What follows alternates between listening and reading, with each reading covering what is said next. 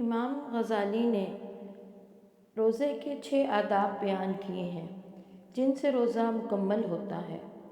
Number 1، جن چیزوں کو دیکھنے سے دل بھٹکتا ہو، اللہ کی یاد سے غفلت ہوتی ہو اور جن چیزوں کی طرف دیکھنا اللہ کو ناپسند ہو ان کو نہ دیکھا جائے۔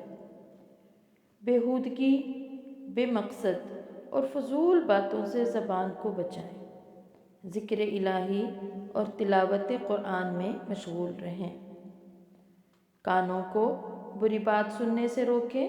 جن باتوں کو زبان سے نکالنا حرام ہے ان کا سننا بھی حرام ہے۔ ہاتھ پاؤں اور دیگر اعضاء کو ناشائستہ حرکات سے بچائیے۔ افطار کے وقت حرام اور مشتبہ چیزیں نہ کھائیں اور حلال کھانا بھی بہت مقدار میں نہ کھائیں۔ افطار کے وقت خوف اور امید کی کیفیت ہو کہ روزہ مقبول ہے یا نہیں۔